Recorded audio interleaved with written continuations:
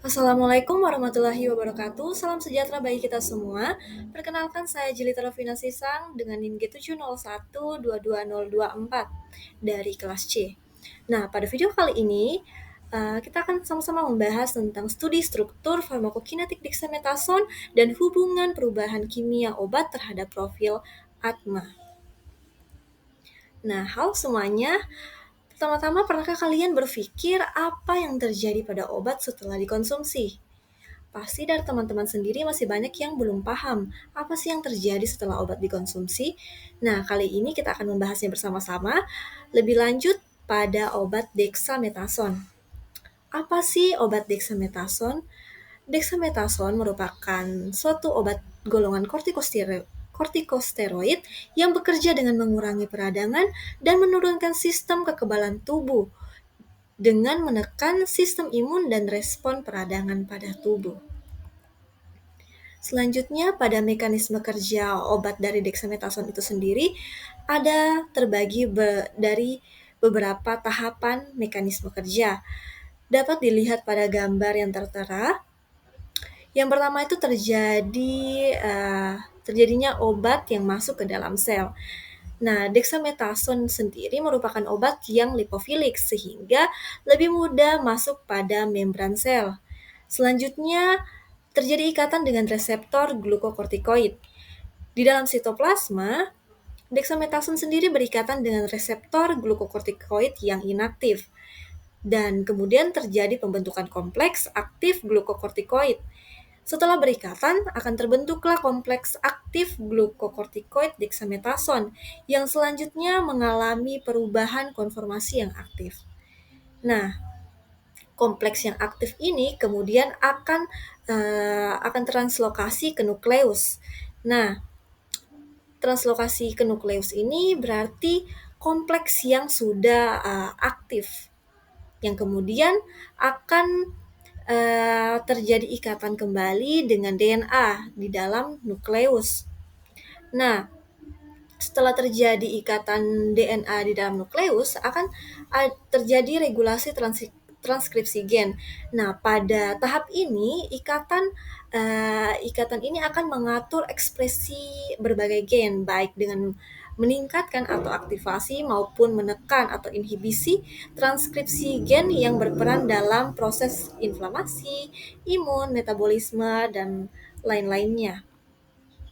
Langsung saja kita ke profil obat dari dexamethasone itu sendiri. Yang pertama, untuk rumus struktur dari dexamethasone itu ada C22H29FO5. Untuk nama IUPAC-nya sendiri yaitu 11 beta, 16 alfa, 9 fluoro, 11 17 21 trihidroksi, 16 metil, pregna 1, 4 diena, 3 20 diona.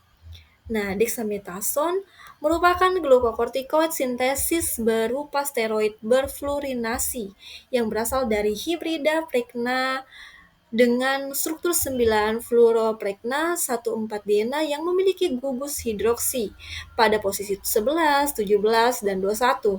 Nah, pada gugus metil pada posisi 16 itu sendiri serta gugus okso pada posisi 3 dan 20.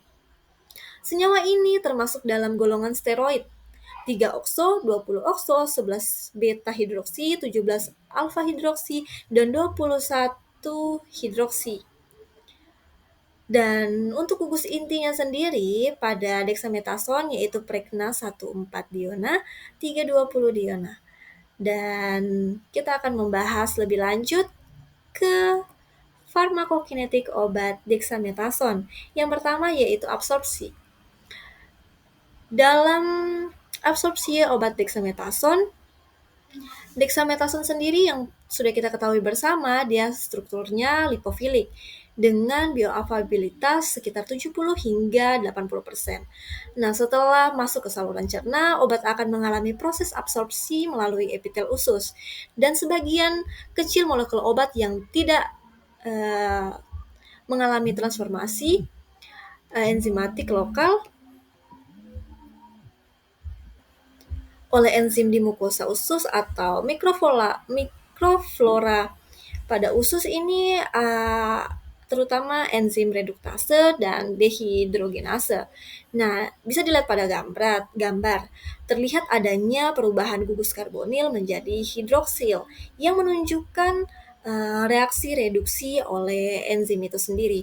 Nah, dengan adanya gugus fluoro nih di cincin dexamethasone, inilah yang meningkatkan lipofilisitas sehingga mempermudah obat melakukan penetrasi di membran lipid usus, sehingga absorpsi obat akan lebih cepat dan efisien.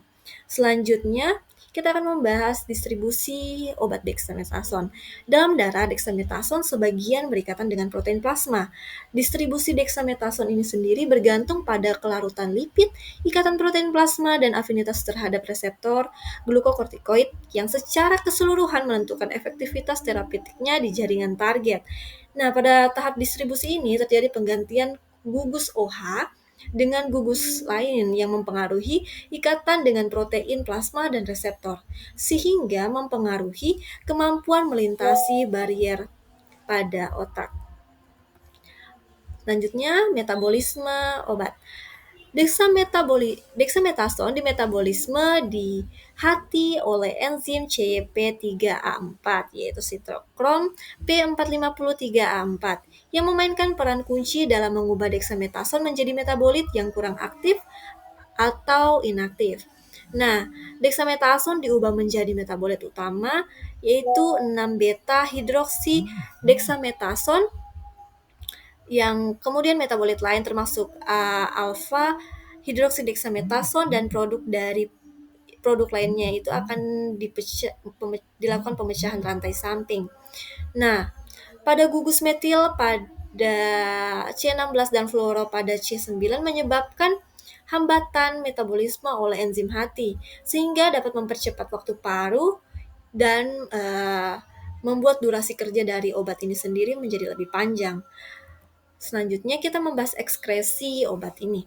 Setelah dimetabolisme, metabolit dexamethasone bersama-sama dengan sejumlah kecil obat yang tidak berubah akan diekskresikan dari tubuh, terutama melalui ginjal dalam urin. Nah, waktu paru eliminasi sendiri rata-rata sekitar 4 jam.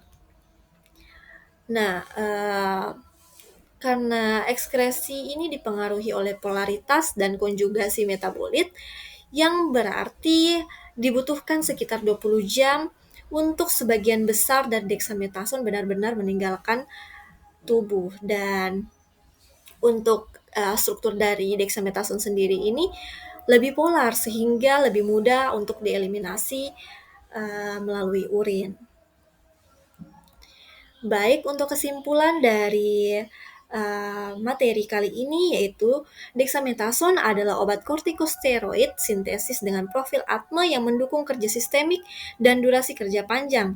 Untuk struktur kimianya sendiri sangat berperan dalam menentukan bioavailabilitas, distribusi ke jaringan target, metabolisme di hati, dan rute ekskresi.